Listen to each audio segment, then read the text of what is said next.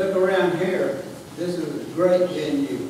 We've had some small plays here. We need to develop more small plays, but it's a great place to have music, great place to have readings, a great place to have plays. If you look around Liberty and look at the assets that we have to provide the arts and entertainment and music, we are blessed with that. We do have a lot of opportunity and a lot of places to hold those venues, those events. And I totally agree with every candidate up here that we need to take advantage of that. And we are doing that. We're going to bring some things to downtown and to the stadium and use our resources that we have. We will be getting use of the auditorium in the middle school or in the next year or so, and that's just a great opportunity there. So I'm really excited about introducing the arts to Liberty. That's one area that I would personally like to focus on. It's one area that my family specifically needs. My family traveled to the Easley Moonlight movies. Those were great. They didn't just have a movie. They had props to go with things. And I thought that was very neat. They had a business as a sponsor. Great Clips sponsored the movie Tangled. I thought that was a very unique tie-in. We have a Great Clips here. Maybe we could do something like that. I think another area that we should focus on would be musical concerts, and not just, I don't think we should just focus on small local groups, but that would be a good idea, but maybe even bigger people like Edwin McCain. I used to do his computer work, and I've been speaking to him recently, and he said that sounds interesting, you know, and he does concerts for the benefit when he does small concerts like that. He doesn't charge exorbitant fees. He does it because he likes music, and I think that people like him would be willing to come to Liberty and share a concert with us. So I think that that's a great idea, and I think that's what we need to pursue is small events and big events here to entertain citizens so they don't leave this area. When it comes to entertainment and revenues, I am so for that. I'm concerned about that merit basis. I love my music. I love my arts. This is the first year in 9 years that I missed a pumpkin fest because I was in Canada. And we just got off the plane. I looked at my mother and I'm like, the pumpkin fest is today. She goes, you want to go? And we're driving home. We had 2 hours of sleep in the past 24 hours. I'm like, no, I'm just tired. I love arts and crafts. This town has so much to offer.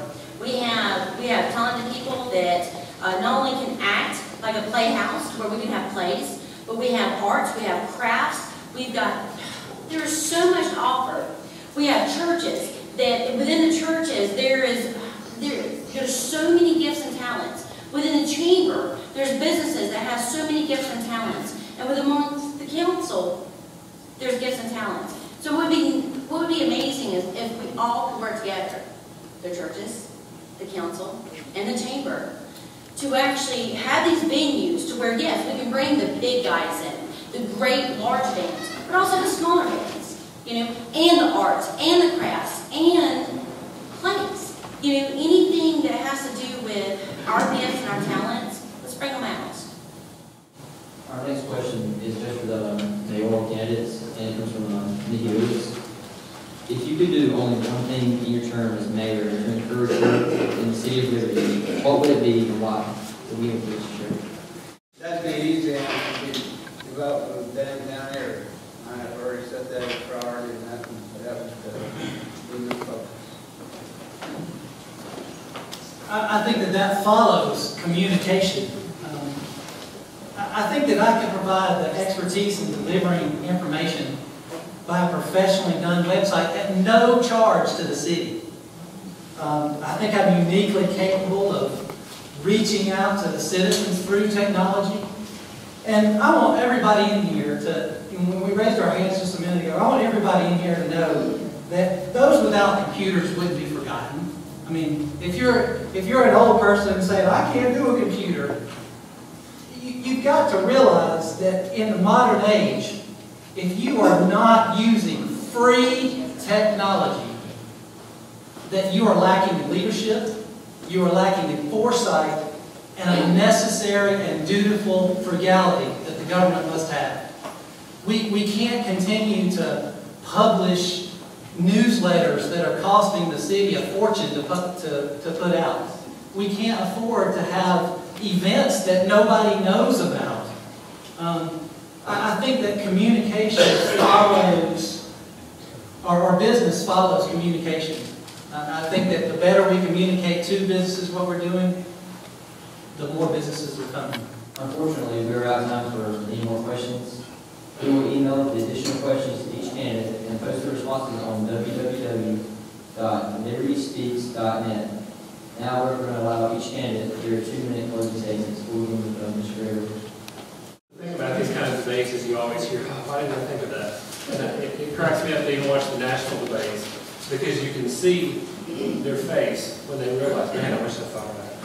Oh, I just said that. And there's a lot of that. I'm sure all of us can hear what everybody else is saying, and that in combination with what I thought would be perfect. And that's the nature of debate. You're not going to learn everything about us in an hour of questions that have been turned in. You won't. I love this town. I do. What I'm going to tell you is that if you want to know more about me, I have a webpage. That's been kind of a sticking point, is internet access. If you want to know more about me and you don't have the internet or don't have computer access, my house is right across from the stadium. You can come to my front door anytime and ask me anything you want. Because even if I get elected, my goal is to be your voice. And I can't do that if I never see you. I'm not going to claim I'm going to know every face I see in town. I see a lot of people I recognize from the high school and students that I never taught, and I know them, but I don't know them. You know? I can't promise you I'm going to know your name the minute I walk up. But if you come to me with a problem, I promise I will be an open ear. And that has been, in my experience, a lot of what we like is an open door, an open ear, and somebody who cares to say, I can't tell you what we'll do right now, but I'll bring it up. And we'll see where it goes. And it may not get what you want, but we're going to be willing to look at it and review it and see where things are going. I love this town. I think it's a great place to live. We picked a lot of different places and we stuck here. It's a great place to play. It's a great place to raise your family. We've got a lot to offer, but we have to get back on track. And we've seen over the last 6 or 8 years that we've kind of veered off track. We've got to get back on track. And it's probably not going to be a quick process, but I believe we can do it. My name is Easley Progress.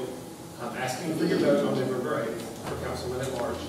And I promise you here now that if I am elected, you will see me more than just during the campaign